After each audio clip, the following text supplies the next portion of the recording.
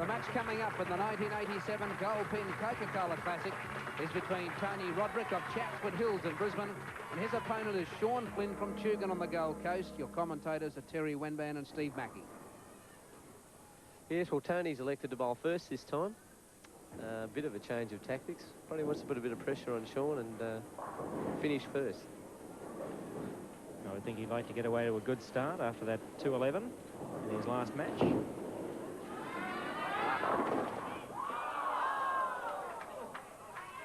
And you can't get away to a worse start than that.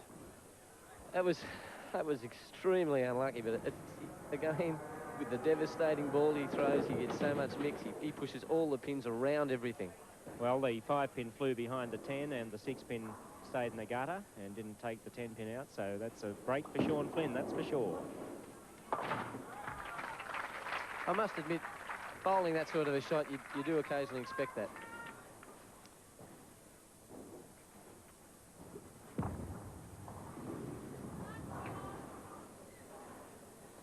We're having our first look at Sean Flynn. He's a hairdresser. Looks pretty dapper too. His highest score is 299. He's from Kedron on the Gold Coast. He won the Gosford South Pacific Classic and the Chevron South Pacific Centre Championship. Oh, he should have capitalised on that split by Tony Rodrick. He let that one get away from him, Terry.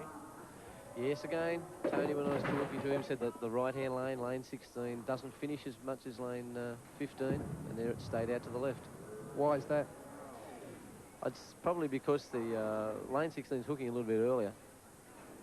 Can he bring it across? He got it! Let's have another look at that one. And a little bit of byplay there between the two bowlers. I don't think he's believed it's happened, but we'll see how. Sean gave it a good shot early, and then it wasn't going to be a spare. Look, pin came off the back, and, well, that's the break. That wouldn't happen 1 in 20 times. No, he's got to calm down again now. He's talking to himself, trying to get himself back to square one.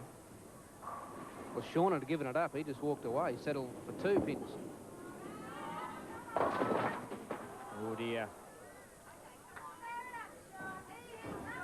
All the bowlers telling him to spare that one up. Well, he need a bit more than good fortune to get this. The pin numbers 4, 6 and 10 in the setup. Tried to drag it through instead of letting that forearm be nice and relaxed on the swing. And playing it safe just for the 2 pins there. Well, with his 26 in the second frame, Tony still needs a spare to be the leader. Tony Rodrick is a contract cleaner. He comes from Chatswood Hills in Brisbane. His highest game is 300. He's won 2 New South Wales Grand Prix titles, the 86 South Coast Open and the 86 Western Open. And this year he won the Sun City Open in Queensland. Likes to play golf, a bit of water skiing, and a bit of squash. Tony Rodrick.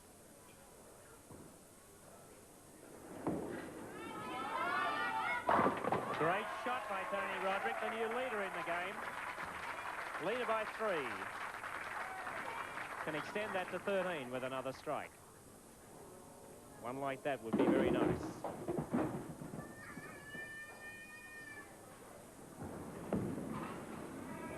You see Tony here saying, you know, what's it going to be this time? Gets the strike, bows, thank you very much. Walks up.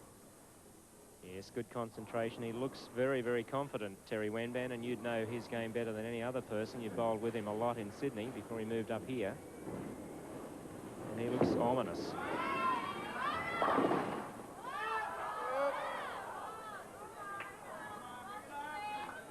That shot was a bit high. He was hoping for the kick. You know, Tony shouldn't be expecting the breaks. You know, he's too good a shooter. He knows if he pulls it high, he's going to leave something. And I suppose after looking at Sean Spare, he's entitled to think he might get something. Yes, that's a fair comment. Well, he's got to get this spare now to be 3 pins ahead.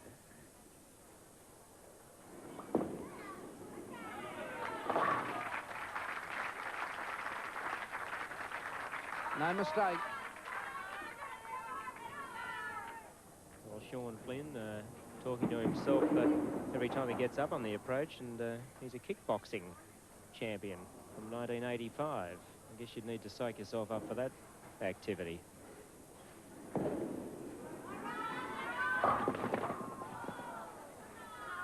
Left himself an awkward one now.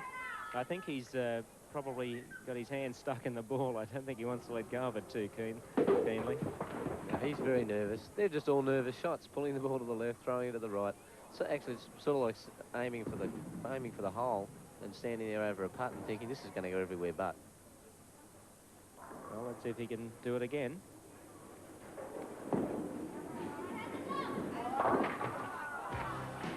Not quite. And you're watching the 1987 Goldpin Coca-Cola Classic. And at the end of the third frame, it's Tony Rodrick leading Sean Flynn by 13. Tony Rodrick against his fellow Queenslander Sean Flynn. And Rodrick leads by 13. Flynn desperately needing a strike here.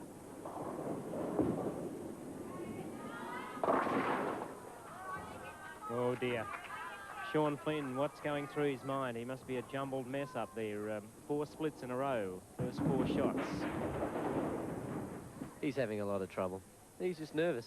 It's first time on TV. What are the signs when a bowler's nervous? Really, he starts doing silly things. He just doesn't hit what he's aiming at, basically. It goes through your mind, you lose confidence, and you don't think you can hit what you can aim. And one of the other things, of course, is that he's probably raising his head from the shot.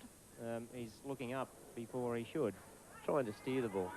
Well, let's have a look at the replay and tell me if you fellows can pick up anything in Flynn's delivery that is a little bit tense. I think he is looking up there. There's no way he's looking down on the spots. No, not at all. He's looking right up at what he's aiming at. He's not playing how he should.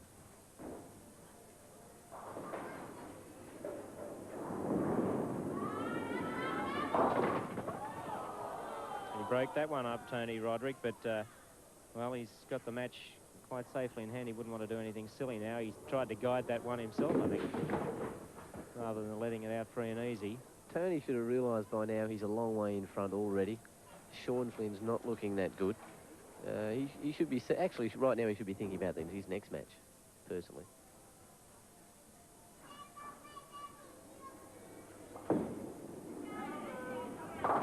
Well covered, Tony Rodrick. He hit the right side of the 6 pin and, of course, had no bother with that spare. Well covered. Tony and I have bowled a lot in Sydney, and we talked a lot. I met him in America last June after he'd been on the pro school. I've done the pro school, and when he shot his 300, we did it at the same time.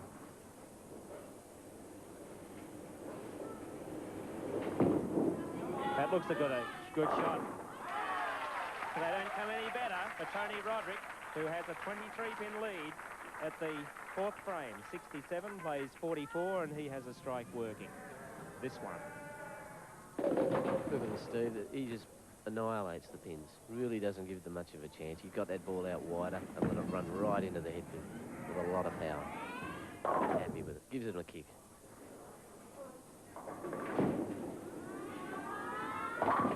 He's still trying to guide the shot, Sean Flynn. As you can see him grabbing his shoulder there. He's pulling his shoulder across. His shoulder's tensing up. His muscles are tightening up in his arm. He's not relaxed. He's just trying to steer the ball into the pocket, and that's just deadly. Well, what's he not doing? He's not releasing at the bottom, is he? What he's not doing is he's just trying to steer the ball. Yes, instead of throwing the ball out on the lane and letting the ball do a bit of the work, he's trying to guide it into the pins, and that's not going to work in a pressure situation. And that's lack of confidence, isn't it? Yes, lack of confidence and lack of experience too. It's a good spare all the same, and that might give him a little bit of heart to carry on. He needs to start some strikes. He's had 5 splits in a row, spared 2 of them. That's a better looking shot. Yes. Marvellous. When you spare a split, you quite often come back with a strike, and this is a beautiful shot, the best one he's had in the game. You can see how the ball rolls out and then rolls into the head pin. So you've got to allow the ball room to go out and to come back. And if you try and steer it, try and throw more direct, push the ball's going to turn anyway, it hooks into the nose.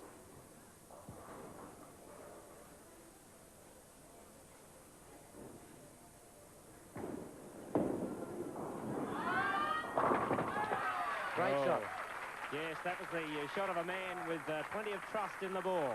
A double for Tony Rodrick extends his lead now to perhaps 33, courtesy of this one. That was also a great camera angle from up the top. That looked really good. You really got to see how the ball curved down, where it hit on the lane, and went into the pocket. It was a great shot. Look at him. Make a good cricket umpire. Perfect balance, poise, and nearly put his finger up.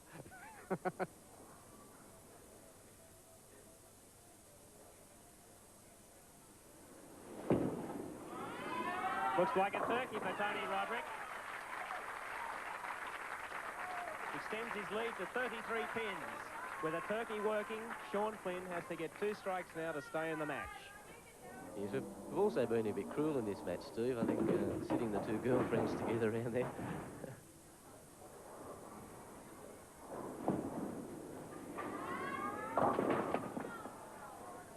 Well, he's left it again. He's just not bowling well. It's just a sign of a man who's really scared out there at the moment. He doesn't have a lot of confidence with himself. You can see him talking to himself, trying to cheer himself up, trying to get motivated. It's very hard in this situation. Yeah, it's very hard when you're bowling against a man like Tony Rodrick, but as I said in an earlier match, in match play games, you have to play your own game. Once you can get out in front, you can freewheel then. That's a good shot by Sean Flynn, but it's not going to be enough to keep him any closer than about 40 pins behind Tony Rodrick.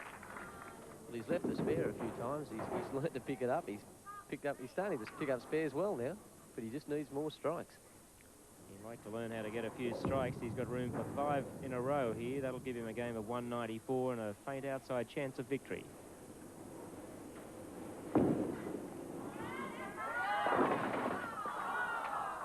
Well, there he goes. He's not only is he a bit nervous, but he's just not getting any breaks either. That was a good shot. That really deserved a strike. Yes, let's have a look at the way the pins went here that didn't produce a strike. Here we go. Looks good going in. 6 pin jumped in front of the 10. But he's on the spare. And a score of 103. And you're watching the 1987 Goldpin Coca-Cola Classic. And at the end of the 7th frame, Tony Rodrick leads Sean Flynn by 43.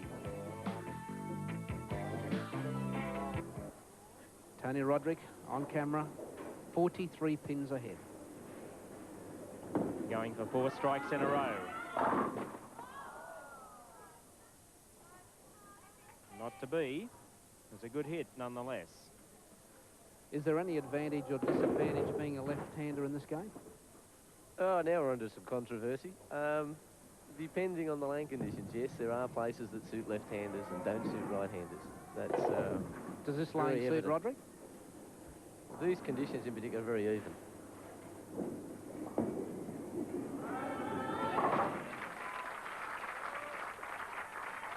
Where Tony won his 2 titles last year at Blacktown and Warrawong, left-handers dominated both tournaments. They were both first and second in both tournaments were left-handers, and the winner of the women's division in both tournaments was left-handed. So it could be a bit like tennis courts. It's worse.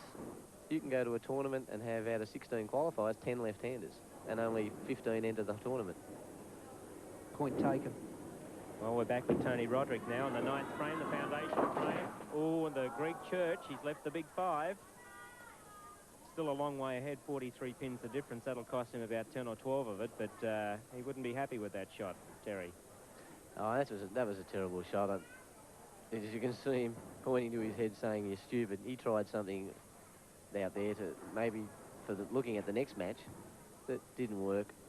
And he's changed balls. He's gone to a harder variety. He'll try and slide the pins across the pin deck, 40-odd inches. Let's see what he does with it.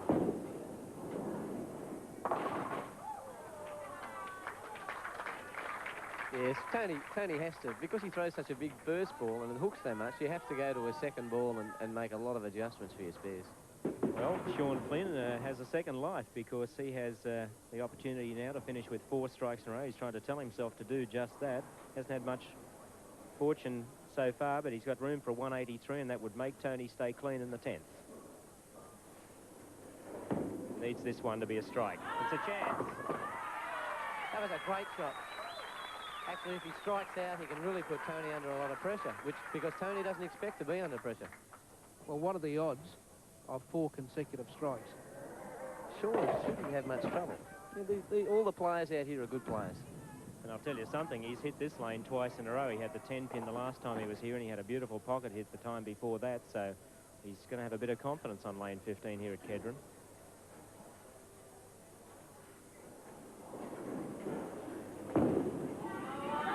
Looks good. Oh.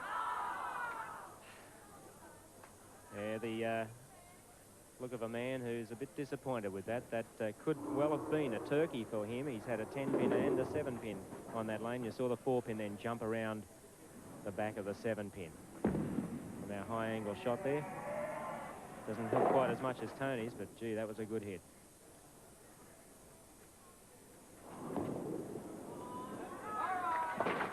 A good spare, I think. Sean was very unlucky to lose, or to not have 3 strikes in a row. He should have. Leaving the 7-pins, that's quite rare. Or, sorry, the 10-pins quite rare for a left-hander, or vice versa for a right-hander. He's praying for a strike on lane 15. Yes, he'd like to go out on a high note, and he'll finish in a place with a fair bit of prize money attached to it. $500 for him. And, gee, that could have been a big game. That could have been a 193, and that really would have put the pressure on Rodrick. Well, lane 15's caused them both a bit of problems. Tony left the 7-10 on the first frame, and Sean's had problem with the 7 and the 10 on the same lane.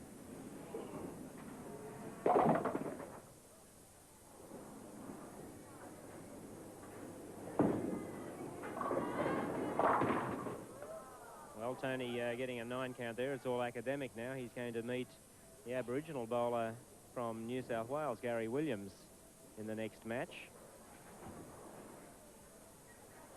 And he's looking at a game in the high 180s here, a little bit below his qualifying average in the tournament. Of course, in the qualifying tournament, Tony had a 299 game, just one off the perfect score. Yeah, Tony didn't bowl very well in the seedings tournament.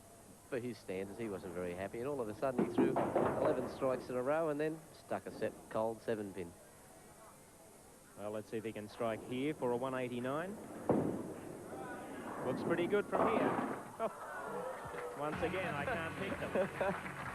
And Tony Rodrick defeats Sean Flynn, his fellow Queenslander, by 22 pins, 185 to 163.